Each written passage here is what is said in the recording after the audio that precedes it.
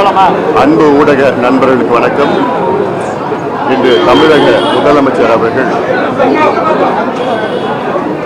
இந்தியாவில் தொகுதிகள் மறுசீரமைப்பு செய்வதாக மத்திய அரசு இன்னும் அறிவிக்காத நிலையில்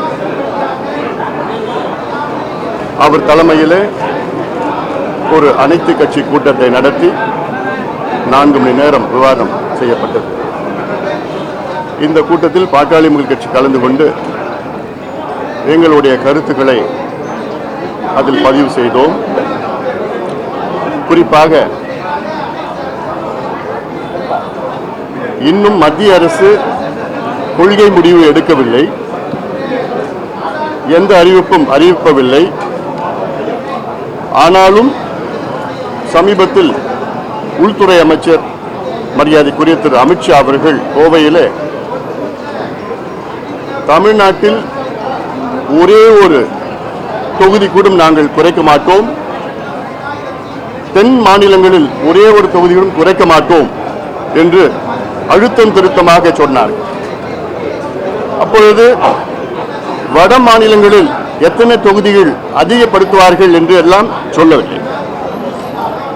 ஆக இதிலிருந்து என்ன தெரிகிறது என்றால், நிச்சயமாக மத்திய அரசு அவர்களுக்குள் இந்த பிரச்சனையை பேசிக் கொண்டிருக்கின்றார்கள் என்று. இது இன்னும் தெளிவு வரவில்லை. அதனால் இங்கே பாட்டாளி முயற்சி கலந்து கொண்டு கூட்டத்தில் கலந்து கொண்டு பாதிக்கப்படுகின்ற தென் மாநிலங்களில்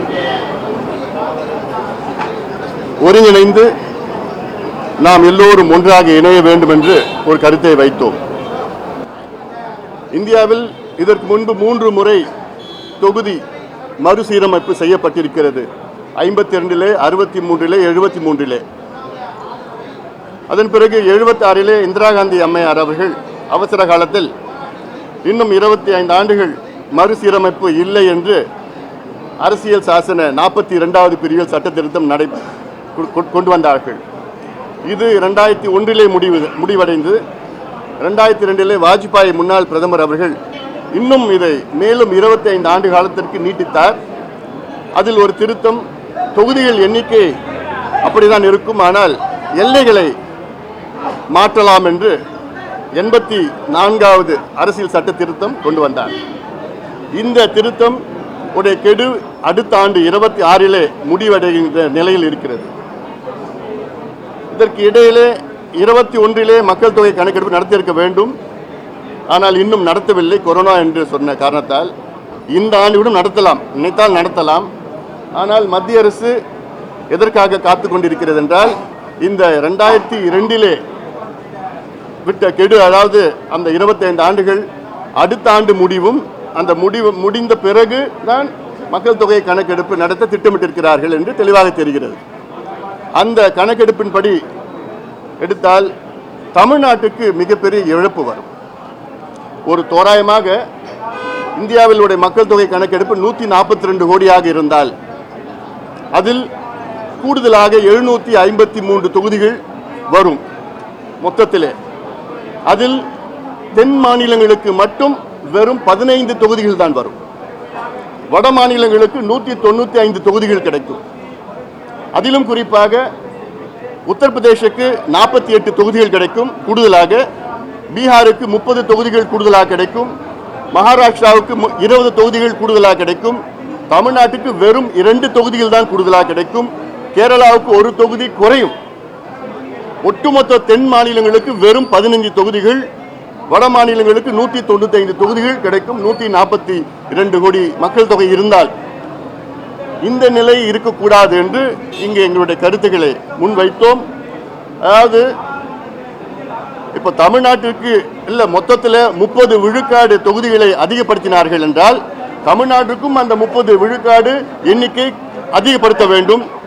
பீகாருக்கும் இதே 30 விழுக்காடு தொகுதிகளை அதிகப்படுத்த வேண்டும். உத்தரப்பிரதேஷ், மகாராஷ்டிரா, கேரளா, கர்நாடகா, இந்தியாவில் உள்ள அனைத்து மாநிலங்களுக்கும் இதே அளவில் அதிகப்படுத்த வேண்டும். தமிழ்நாட்டுக்கு கிட்டத்தட்ட 71 சென்சஸின் படி அப்பொழுது 543 தொகுதிகள் எண்ணிக்கையில் தமிழ்நாடு 39 தொகுதிகள். அந்த விகிதாச்சாரம் பார்த்தீங்கன்னா 7.18 7.18%. அது குறையக்கூடாது என்று நிலைப்பாட்டு இன்று அனைத்து கட்சிகளும் சேர்ந்து எடுத்திருக்கின்றோம். அது இல்லாமல் இதை ஒன்றாக நாம் அணுக வேண்டும் என்ற நோக்கம். அதே போன்று இந்த இருமொழி கொள்கை மும்மொழி கொள்கை பிரச்சனை சம்பந்தமாக முதலமைச்சர் இன்னும் ஒரு கூட்டத்தை கூட்ட வேண்டும் என்று நாங்கள் கோரிக்கை வைத்தோம். அதே போன்று முதலமைச்சரிடம் சாதிவாரி கணக்கெடுப்பு நடத்த வேண்டும் என, இதற்கு ஒரு அனைத்து கட்சி கூட்டத்தை கூட்ட வேண்டும் என முதலமைச்சருக்கு நாங்கள் பாட்டாளி முயற்சி கோரிக்கை விடுத்திருக்கின்றோம்.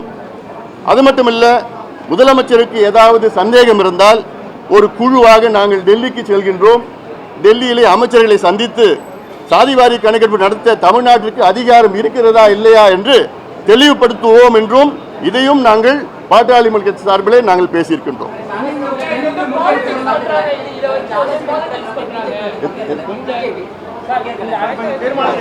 இது அவங்க கிட்ட தான் கேட்கணும். ஏதாவது அடுத்த ஆண்டு மக்கள் தொகை கணக்கெடுப்பு நடத்துவார்கள். ஆனால் அதற்கு முன்பாகவே இந்த 25 ஆண்டுகால கெடு முடியும். அப்படி நடத்தினார்கள் என்றால் இன்னும் மத்திய அரசு தெளிவுபடுத்தணும். ஏன்னா இதில் நிறைய ஃபார்முலா இருக்கு. ஒரு ஃபார்முலாவில் 33 விழுக்காடு அதிகரித்தால் 721 எண்ணிக்கை தான் வரும். அப்படி 142 கோடி மக்கள் தொகையை கணக்கெடுத்தால் 753 வரும். இல்லை இப்போ புதிதாக மக்கள் தொகை கணக்கெடுப்பு நடத்தா 848 வரும். இப்படி பல ஃபார்முலா இருக்கு. இன்னும் தெரியல. மத்திய அரசு தெளிவுபடுத்தணும். என்ன செய்ய போறாங்கன்னு இன்னும் தெளிவுபடுத்தாமல் இருக்கிறாங்க. அது தெளிவுபடுத்தணும். தமிழ்நாட்டிற்கு எந்த பாதிப்பு வரக்கூடாதுன்னு என்று முன்கூட்டியே இது போன்ற கூட்டத்தை கூட்டு மத்திய அரசுக்கு அழுத்தம் கொடுக்க வேண்டும் என்று எங்களுடைய யோசனை சொன்னோம்.